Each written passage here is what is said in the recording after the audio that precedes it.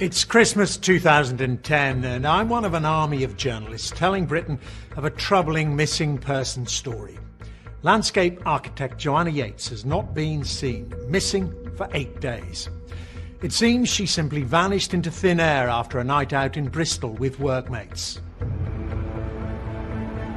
She hadn't done this before. There didn't appear to be any personal issues that she had that would mean that she would walk away from home and not tell anybody. He heard her phone ringing in her jacket pocket, and that was the start of his nightmare. There was no sign of forced entry. It was somebody that she either knew or recognised. Police suspect the answer lies with someone close to home. But who? They were fully convinced that he had nothing to do with it, that he was innocent. He was looking at sites of violent pornography, the degrading of women, often sort of sadomasochistic practices, including strangulation.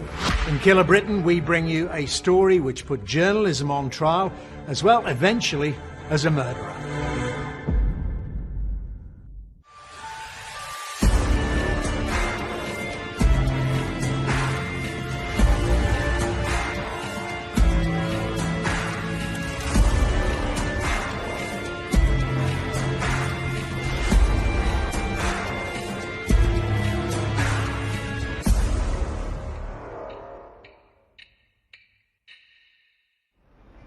Very, very positive.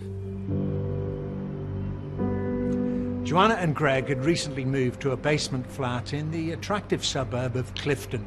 Their landlord was Christopher Jeffries, a retired English teacher. Never married, he now lived alone. Unusually, he had no television. He preferred to spend his time buried in one of the hundreds of books that lined his flat, a flat which was directly above Jo and Greg's. I had come to a point where one of the flats that I let out for retirement income became vacant. The very first day that it was advertised, two of the prospective tenants turned out to be Jo Yeates and Greg Reardon. I liked them very much. There was nothing at all about them which was unattractive. I liked both of them. They were young, enthusiastic, anxious to set up home together for the first time, and I was very pleased to be able to give them the opportunity to do exactly that in what they obviously thought was an ideal place for them. I think both of them were enjoying building a house together. Now acquiring the bits and pieces. What young couples do. Yeah. And they're very much a partnership. They're very much together. They're very happy together. Another tenant in the converted Victorian villa was Vincent Tabak, a young Dutchman also working his way up the career ladder. He left Holland for Britain after studying in Eindhoven. His expertise was in the field of people flow in public spaces, how people gather and move. It's a specialised skill much in demand in Britain. He grew up in a rural area of southern Holland. Uden is a very small town in the south of the Netherlands, very quiet, typical southern town. He was this normal kid, really. He didn't have a lot of friends. We know this, that he played alone a lot of the times. Neighbours remember Vincent Tabak as a quiet, pleasant, somewhat private boy, the youngest of 4 children. Just an ordinary guy, as 100 other guys can be. A little bit introvert, to himself. I would say introvert, yes. Vincent left home in his teens to become a student at the Eindhoven University of Technology. Methodical, painstaking, tenacious when it came to problem solving, he quickly made his mark as an excellent student. No mean feat in a university frequently ranked one of the best in the world. Eindhoven is officially the smartest region in the world, and Vincent Tabak was one of the smart people. We know Vincent Tabak is a highly intelligent individual, that he's systematic in his approach to life. Vincent Tabak was not perhaps that unusual in the amount of time he spent in front of a computer screen. But those who knew him suspected he was as comfortable in the virtual world as the real one, perhaps even more so. Professionally, for work, He was a habitual user of the internet, as are many professional people. He used the internet to keep in contact with his girlfriend regularly. In fact, 𝗂𝗏𝗿𝗍's real-world persona seemed to vary depending on who he was talking to. He had always struck me, and I think struck everybody else in the building, as a thoroughly civilised and courteous person. He was a tenant who was in many ways ideal. It seems to be that different people describe him in quite different ways. So his family at home seem to describe him as being quite shy, steady, calm, whereas his work colleagues in this country seem to describe him as being more outgoing, and these things are quite inconsistent. On the evening of the 17th of December 2010, Vincent 𝗂𝗏𝗿𝗍's movements mirrored those of his next-door neighbour Joanna Yeates. Just as she waved off boyfriend Greg and headed to the pub, 𝗂𝗏𝗿𝗍 was also kissing his girlfriend goodbye. Vincent 𝗂𝗏𝗍 had also been at work. His partner, Tanya, had gone out to an office function that had taken her out of Bristol. And the plan was that he was going to pick her up in the early hours of the Saturday morning. He later told friends that he'd taken the opportunity to take photographs of the picturesque streets of Bristol, which lay under a blanket of heavy snow. In the meantime, at the Ram pub, a carefree Jo Yeates was the life and soul of the party. Everyone that knew Jo absolutely loved her. She was just full of life and energy. After a couple of hours, Jo prepared to leave. At home in Canning Road, in the flat next door to hers, Vincent 𝗂𝗏𝗿𝗍 was eating a pizza, drinking a beer. He responded to an earlier text message from his girlfriend Tanya, writing, "Love you too, hopefully party is more lively, just got home, missing you." Leaving the pub, Joanna started along Queen's Road in the direction of home, looking to buy something for dinner on the way. At 8:10, she stopped at Waitrose, but didn't buy anything. At 8:29, she paid for 2 bottles of cider at Bargain Booze on Regent Street. In CCTV footage from the store, she looks happy and relaxed. Later, these mundane details captured on camera would be vitally important as police pieced Jo's evening together. At 8:39, she entered Tesco on Regent Street, where, coincidentally, she also bought a pizza. Later that evening, Vincent 𝗂𝗏𝗍𝗏 was also caught on CCTV shopping for groceries. He formed an intention at some stage in that evening to go out to Asda. I frankly found that a bit weird, and he bought 1 or 2 items and some rock salt. Asda was in Bedminster. It's a car drive away from the flat. There are plenty of shops in Clifton. If you needed to pop out for something, I would have expected somebody to go locally, especially given the weather conditions. When Vincent returned home, he opened his laptop. After checking work emails, he entered a virtual world no one in his life knew about. Clearly, if you scrape beneath the surface, there was something about Vincent 𝗂𝗏𝗍𝗏 and his character and what he enjoyed viewing and doing that other people weren't aware of. He was looking at sites of violent pornography, the degrading of women, often sort of sadomasochistic practices, including strangulation. We also know that when he was away from home, when he was in America and more on a trip that he had in Newcastle, that he looked for escorts. That Friday evening, he was alone. All of us who remember the unfolding story of Joanna Yeates' disappearance were struck by the very different characters all living under one roof. The eccentric, bookish academic, the lively, ambitious landscape architect, the reserved Dutchman who was leading a secret online life. Their lives were about to become inextricably and tragically linked. You already started to think there's something not right with this, and this could be a criminal investigation. Something has happened to Jo. The only thing of Jo's which wasn't in the fact was Jo herself.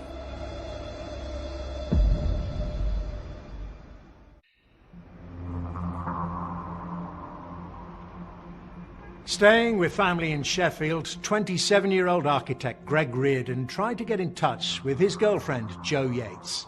Arriving in Sheffield at 10:30 p.m. on Friday the 17th of December 2010, he sent her a message. Made it okay, good traffic, did you have a good time in the pub? He got no response. This was completely out of character for Jo. Now, over the weekend he tried to contact her, he tried to text her, he sent text messages to her, he also rang her number and he rang the landline and hadn't got any response. When Greg got back to the flat on the Sunday, Jo wasn't there, and he tried to contact her.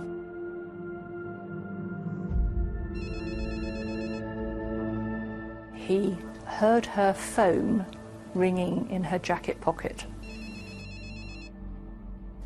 and I suspect that was probably the start of his nightmare.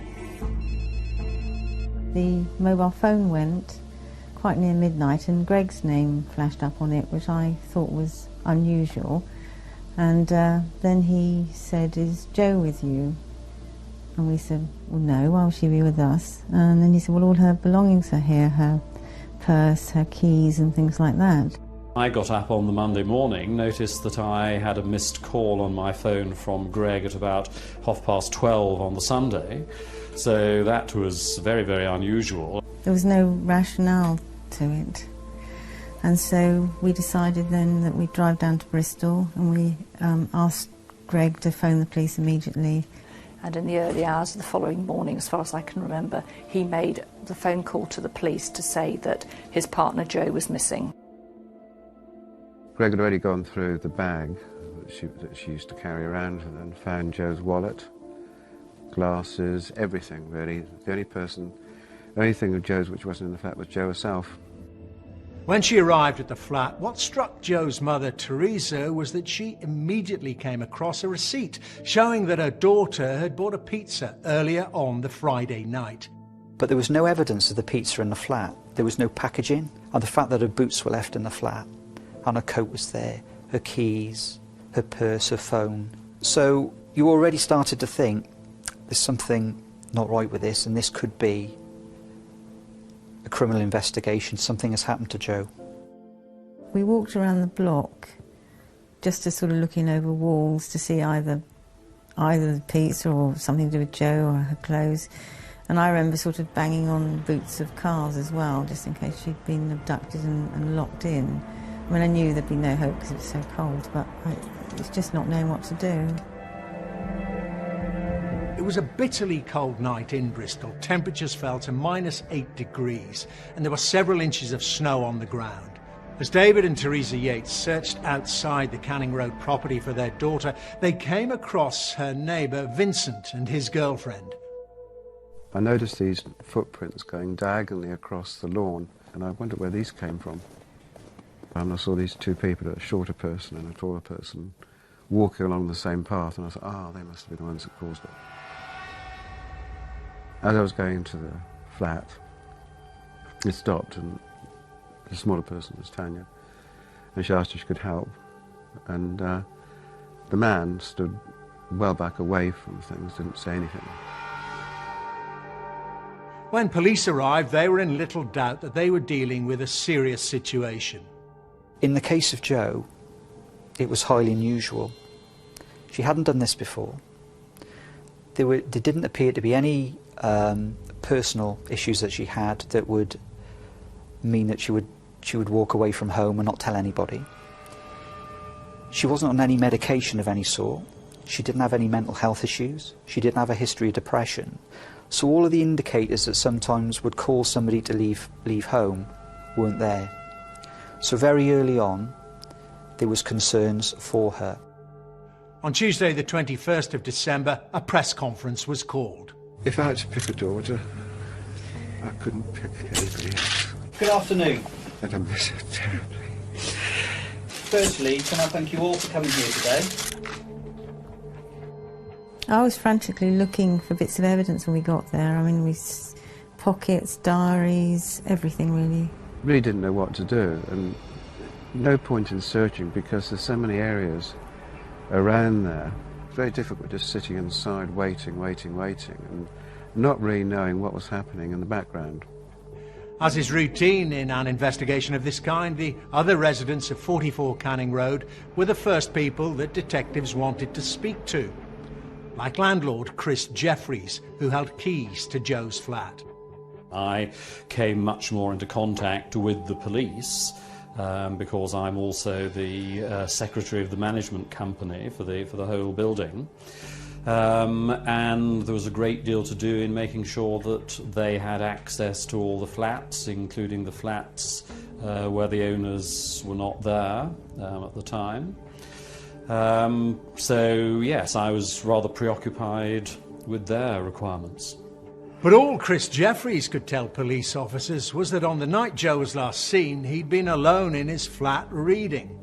He had no idea at this point that this wasn't the end of the police's interest in him. In the meantime, Joe's parents visited her next-door neighbours, Vincent Tabak and Tanya Mawson. She was very kind, and she said, is there anything I can do? I think she said I don't know if she said we, but anyway, he definitely took a step back as far as he could get from the doorway. Vincent Tabak was very unusual. He was very organised, very calm and very rational, in that he's not caught up in the horror of the moment as everyone else would be.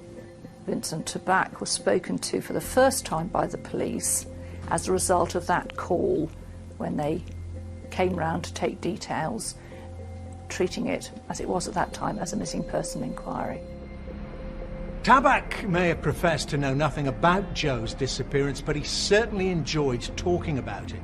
Those who were close to Vincent Tabak, whether it was Tanya, whether it was work colleagues, whether it was friends, there were friends that they met at dinner parties, you know, he convinced those that he had little or no knowledge of Joe, that he knew nothing about her disappearance or her death.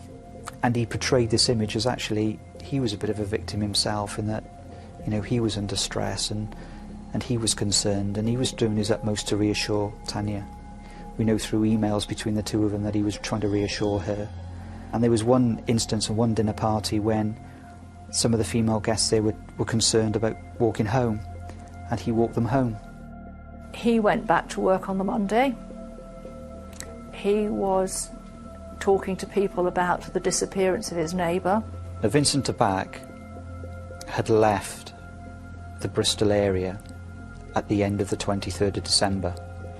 As already arranged, he and Tanya travel up country to Cambridge to have Christmas with her parents.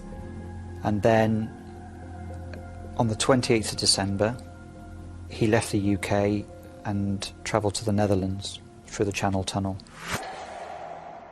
Anyone in the UK that Christmas will remember the story of Joanna Yeates' disappearance as it unfolded on television and in the papers.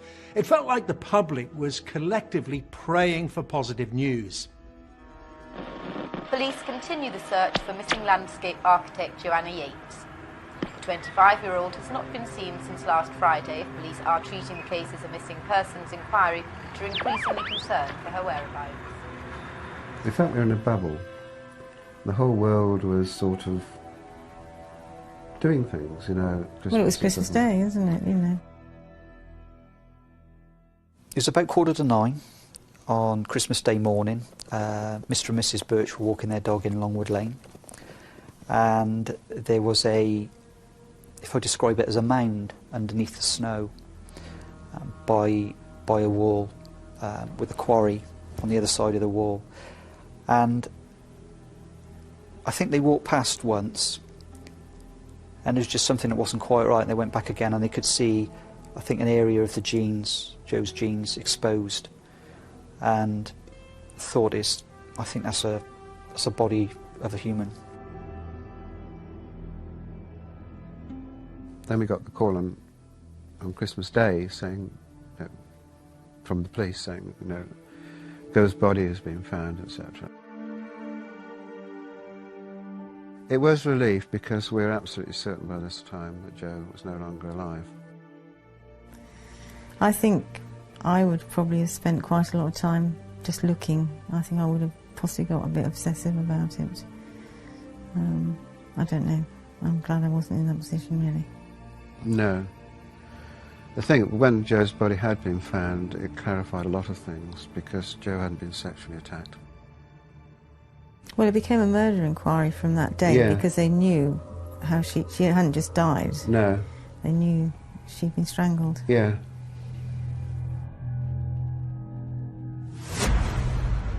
Eight days after she was last seen alive, Joanna Yeates' body had been found in Longwood Lane in the village of 𝗂𝗂𝗿𝗲𝗏, just an 8-minute drive from her flat.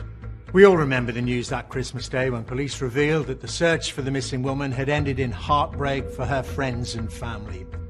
The frozen condition of Joe's body when it was found meant there was a delay to the post-mortem. 3 days later, police were able to reveal that she died by compression of the neck. In other words, strangulation. One thing he did do was make contact with the police while he was out of the country. I certainly cannot say that I saw Joanna Yeates that evening, no. He kept in contact with his partner and sent what is now a particularly pertinent text to her at a time when Joe would have been dead.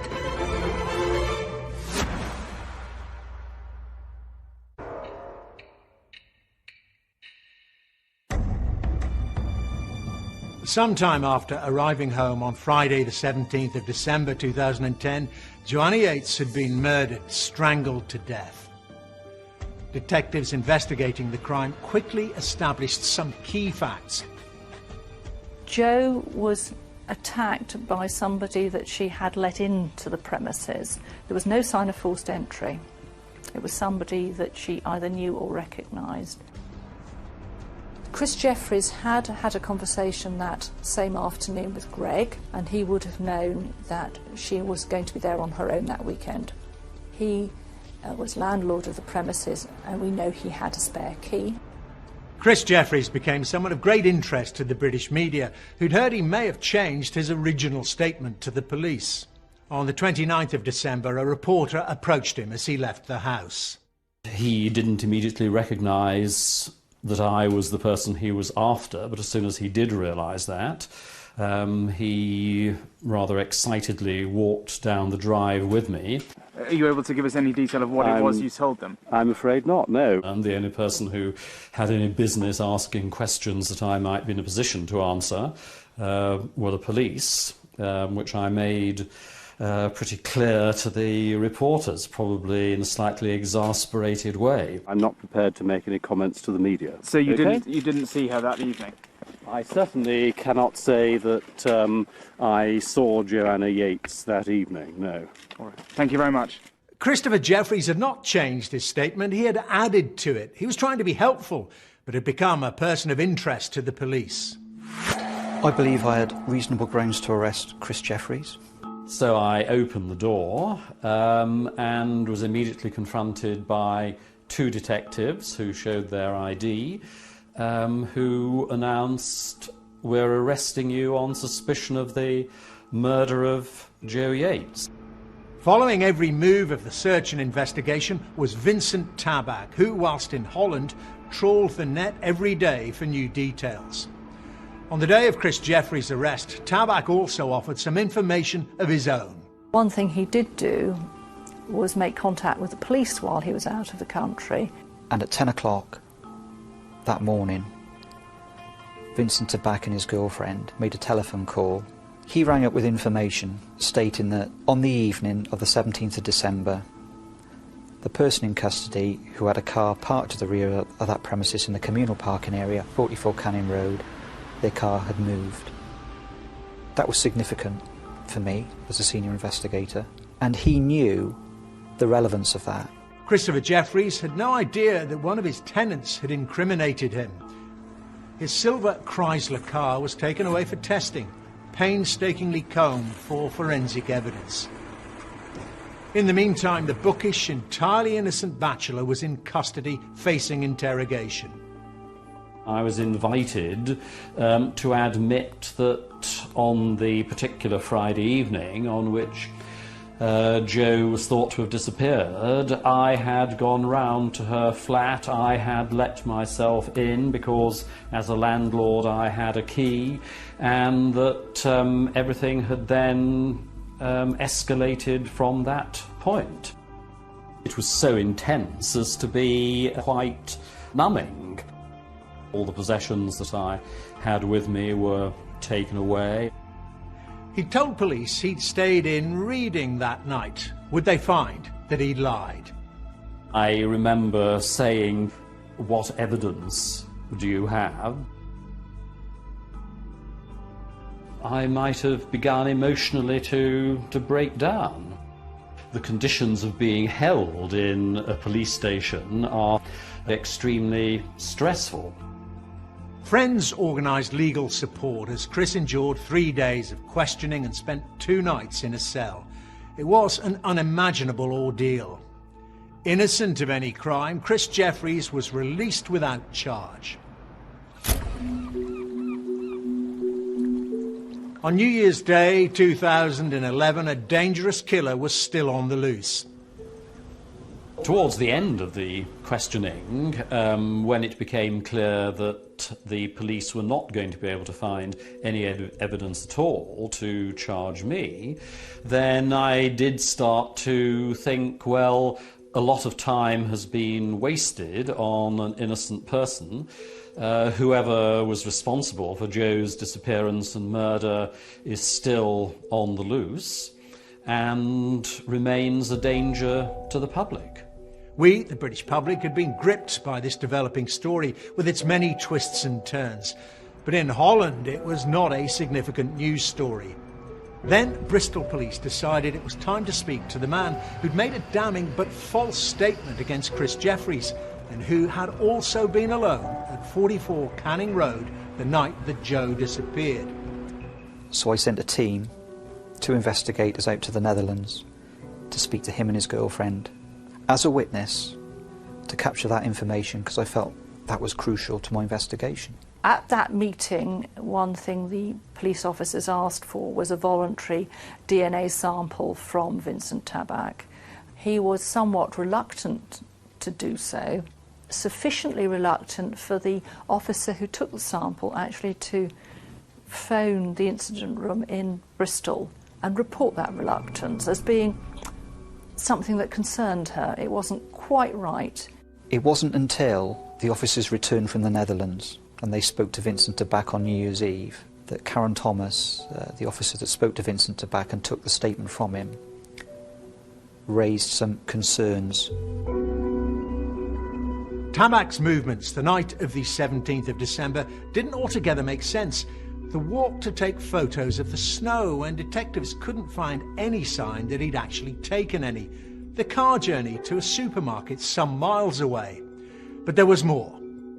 The police, having had his DNA sample obtained voluntarily in Holland and checked against findings on Jo's body, discovered that his DNA was on her body.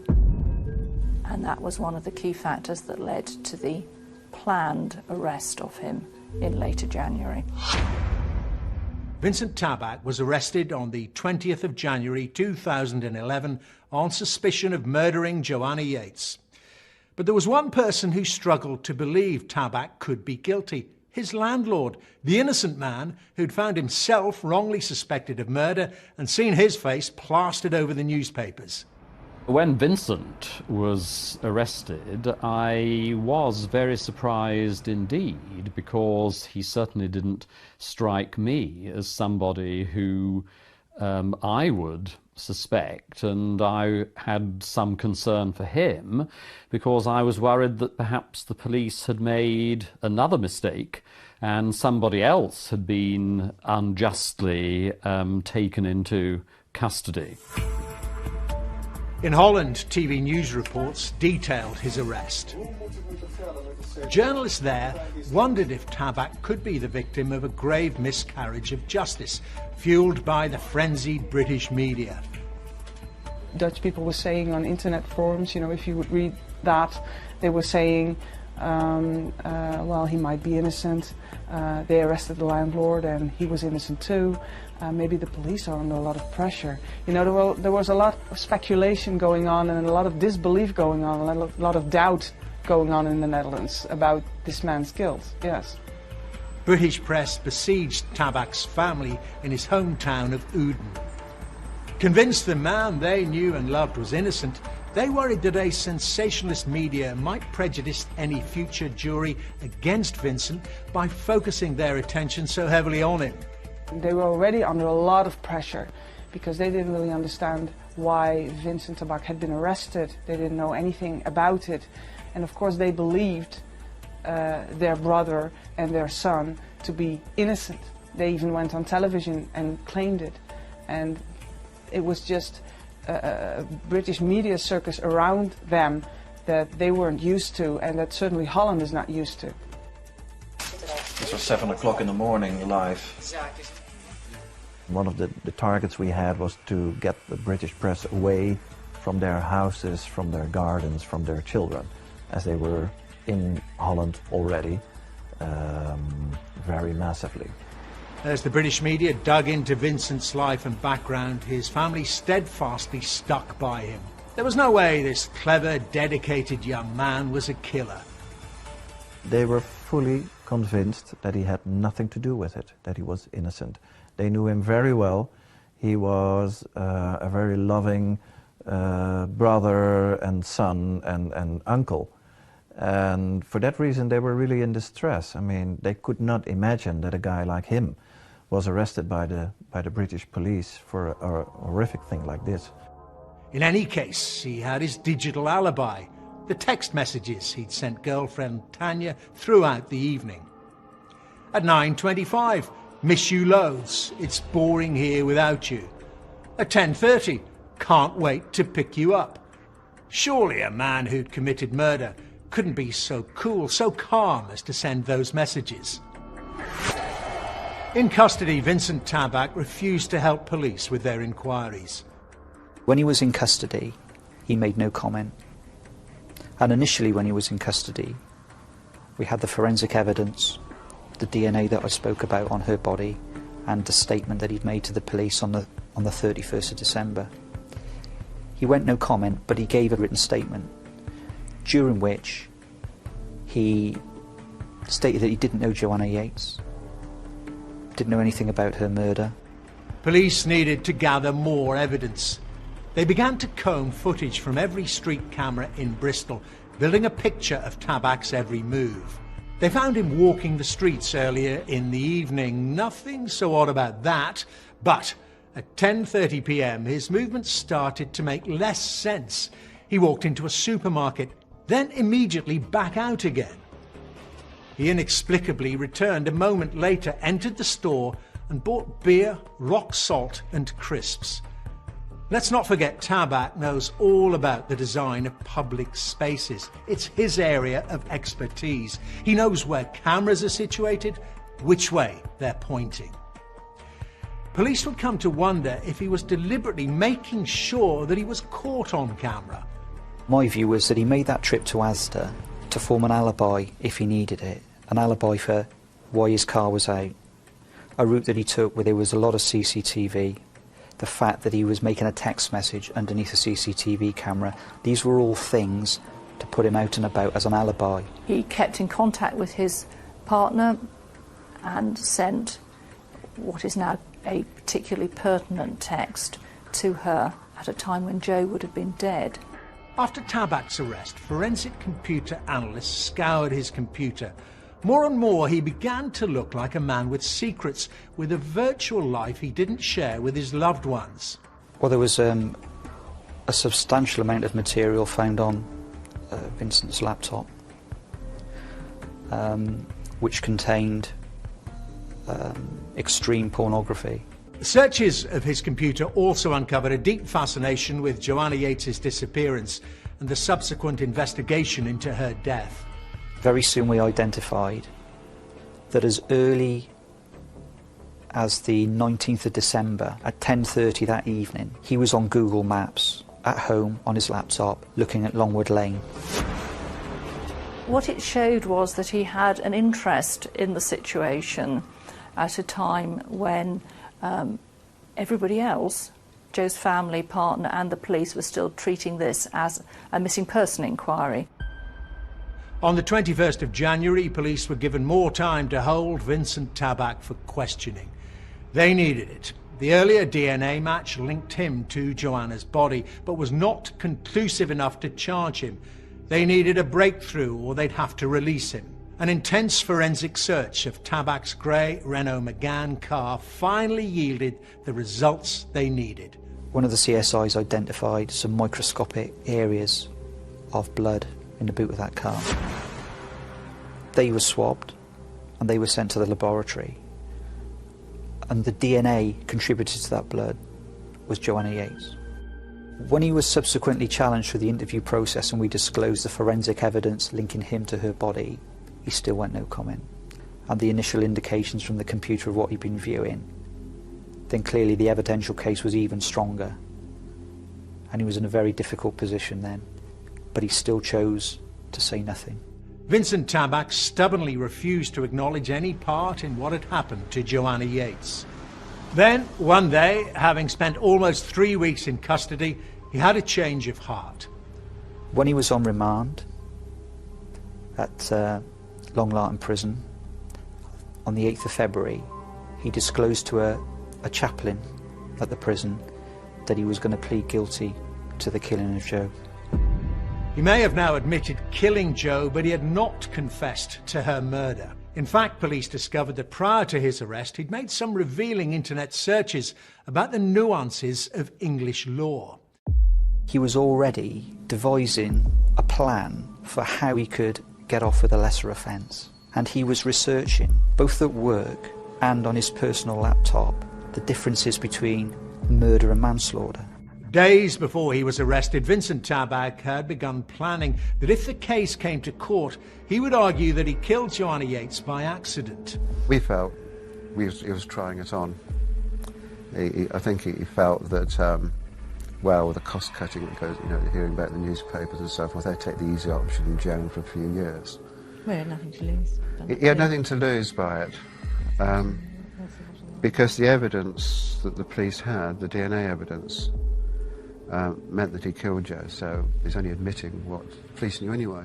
The Crown Prosecution Service made the decision to pursue the murder charge, meaning Joanna's family and her boyfriend Greg would endure a complicated trial and hear the killer's version of events from his own mouth for the first time. Would he convince the jury that Joanna's death was a terrible accident? He says she didn't like what he was doing. She screamed. Any trial, particularly a homicide, murder trial, when you're waiting for the verdict of a jury, your heart starts racing. You have a knot in the stomach whilst you're waiting for that verdict.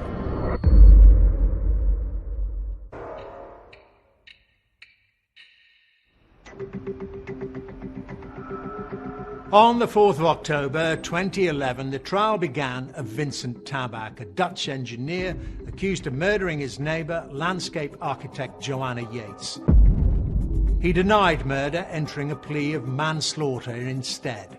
In the defence's opening speech, Mr. William Clegg QC told the court that if Joe had only stayed at the pub for one more drink, if Vincent Tabak had gone straight to Asda as he had intended, then Joe Yeates would be alive today. During the course of the trial, he claimed that as he was walking past the kitchen window of flat 1, that he saw Joe Yeates in the kitchen and that they waved to each other and that she in some way had invited him in.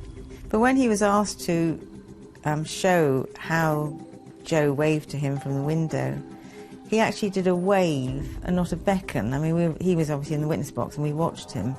And I thought, well, if that ever happened, it's just a wave like that to someone who's walked past the window that you sort of recognise.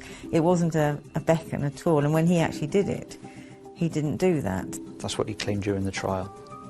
And that she opened the door and he came into the premises and then they chatted for 10 to 15 minutes in the kitchen and she made a flirtatious comment to him and he went to try to kiss her.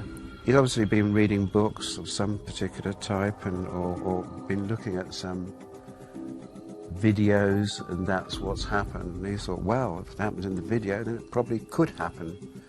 But I'm sure he's got no experience of trying to socially interact with women or females, or to that level. I don't think so. He says she didn't like what he was doing. She screamed. In order to stop her, he put his hand over her mouth. When he took his hand away, she screamed again, and it's then that he replaced his hand and he strangled her. As he claimed he didn't intend to kill her. He claimed that he panicked. But they weren't the actions of somebody that was panicking. Tabak's defence was that he'd made an advance towards Joe and that it had gone horribly wrong. Would the jury accept his version of events? Would they accept that he was not guilty of murder, but of manslaughter? Any trial, particularly a homicide, murder trial, when you wait for the verdict of a jury, your heart starts racing. You have a knot in the stomach whilst you're waiting for that verdict. The jury deliberated for 2.5 days. It must have been an agonising wait for Joe's loved ones, as well as the professionals who'd worked so hard to bring Tabak to justice. Certainly there was a tenseness at the time as the jury came to a decision on a story we'd all followed from the first moment that Joe was reported missing. On the 28th of October 2011, the jury at Bristol Crown Court returned. They rejected Tabak's defence and found him guilty of the murder of Joanna Yeates. He was sentenced to life with a minimum tariff of 20 years. But the important thing was the tag of murderer rather than manslaughter. Murder is quite specific. Manslaughter is sort of ambiguous. There was nothing ambiguous about what Vincent Tabak had done. He put a hand around her throat and he squeezed the life out of her. To some experts, Vincent Tabak showed signs of being a serial killer in the making. He does present a very unusual profile to be a one-offence killer, when he is this organised and this systematic and this apparently emotionally disconnected from the tragedy that he has caused. It must have planned it. Not necessarily with Joe, but had this plan in his head, and then the opportunity arose.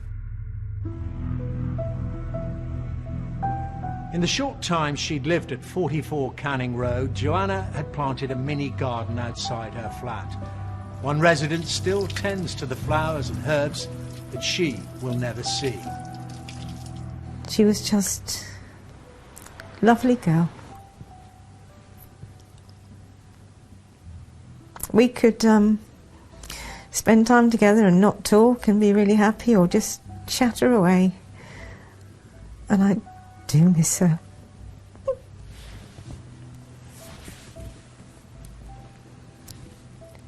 And hopefully, when I think of her, I'll be able to be happier, but currently haven't got through to that bit yet.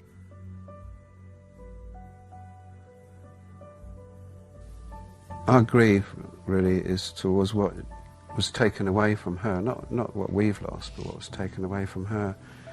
Because she put a lot of sacrifices to achieve what she had done. And I just wish that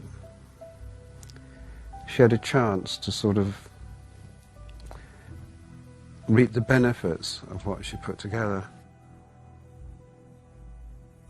She was a delightful girl, an absolute delight, and it's very difficult to think that you're never going to see this person, you're never going to hear this person's voice, and all that you've got to remember them by is what exists at the moment. There's nothing for tomorrow. And that's very difficult.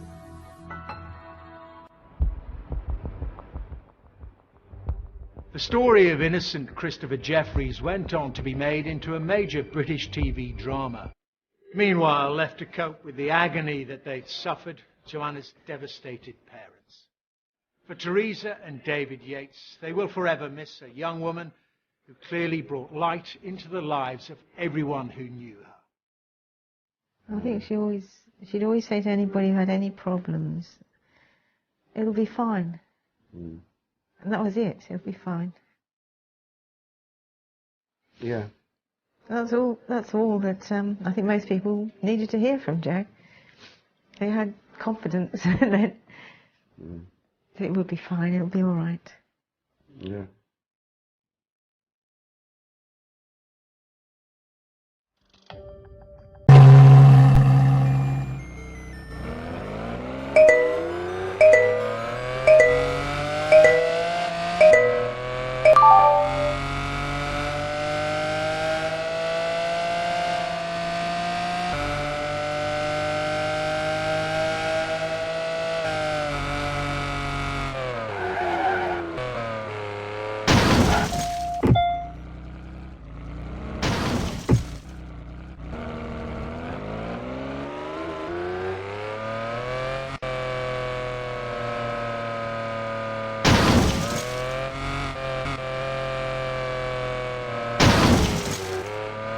There is a speed bump on the front.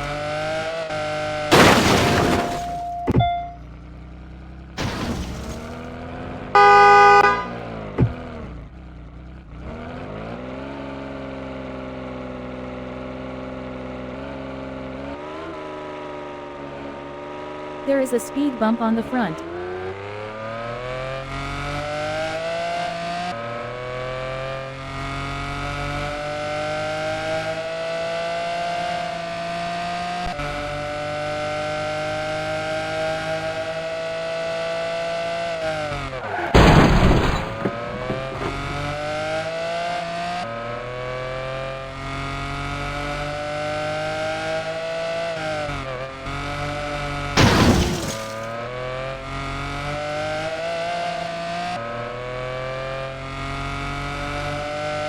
There is a speed bump on the front.